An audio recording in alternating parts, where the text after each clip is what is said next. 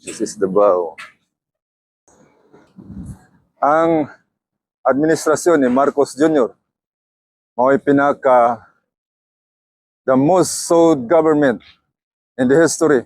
Atong mahinumduman. Daghan na kayong kaso ang gisangat ngadto sa Supreme Court batok sa administrasyong Marcos.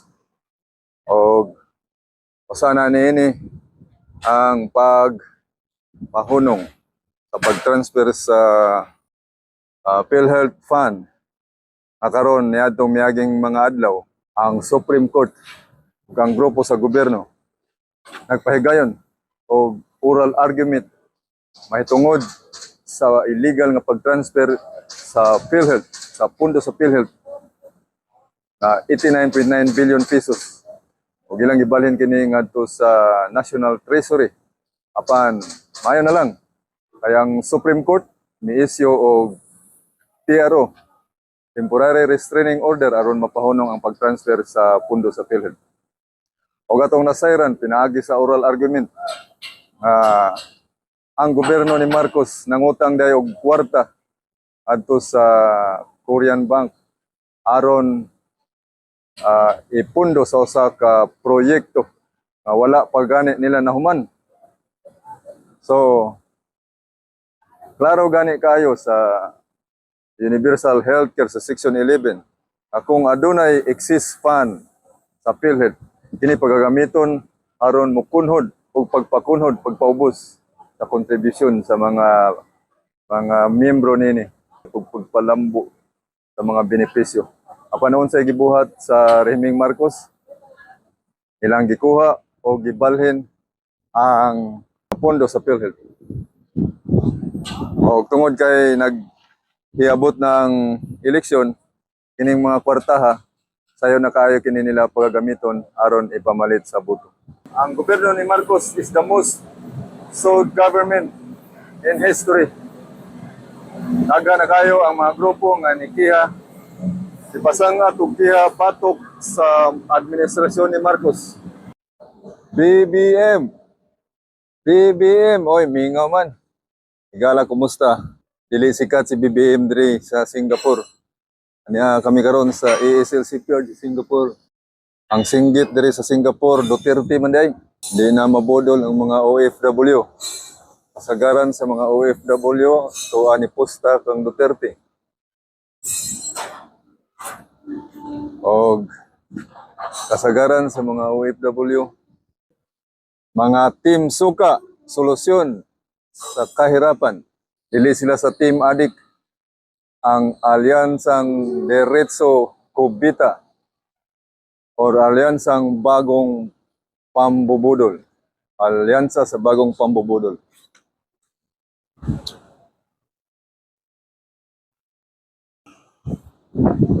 Ngadtong miaging adlaw ang Supreme Court nagsugod na sa ilang oral argument kabahin sa reklamo sa grupo nila ni Pimentel, Juan Sambayan og nin Attorney Nery Colmenares may tungod sa issue sa PhilHealth na gikuha sa national government o gibalhin ngadto sa National Treasury. Ang Supreme Court ni issue og TRO o Temporary Restraining Order. Apan adunay nabilin nga 20 billion pesos aron sa PhilHealth. So sa ilang oral argument gahapon, gigisa sa usa ka Associate Justice si Leonardo Guevara ang Solicitor General sa gobyerno.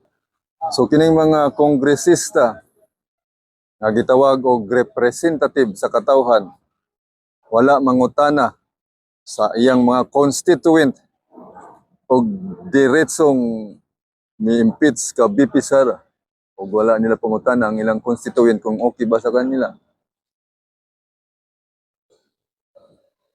Kamo ko na ikaredag ko pangutana nga kaning umaabot nga eleksyon ang mga kongresista nga may boto bato kang Sara mo daog ko baka atong tanawon mga kaigsoon. VP, ano po yung reaction mo on the dictatorship statement ng tatay niyo po?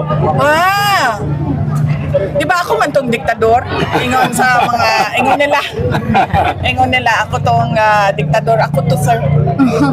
DPR regarding gahapon gahapon maoy people power rin ko ang revolution mensahe nato nagihimong special working holiday lang imbis nga non-working holiday. Oo, sa sukad-sukad no, panahon pa bago pa naging presidente ang ako ang amahan, antod nahimo siya presidente. Antod karon nga vice presidente ko sa ako ang nasod. Sa ato ang nasod, wala gyud ko maghatag og February 25 na message tungod na ako'y mga rason personal napod ko'y mga gipangsulti na kaniadto sa publiko kung ano. Yes. Bibi ka ang say magkasurya nga bisag unannounce imong pag-ari diri gidugok ka sa mga tao. Mao gani nang kinahanglan jud ko mo anhi kay kinahanglan jud ko magpasalamat sa mga Cebuano. Isip po sa ka Cebuana no, ang mga kagikan sa ako ang inahan ug amahan na gikan sa Cebu, gikan sa Tuburan, gikan sa Danau, lain pang mga municipalities sa diri sa Cebu. Mao nang kinahanglan yun nga personal ko nga magpakita sa ilaha ug magpasalamat sa mga Cebuano.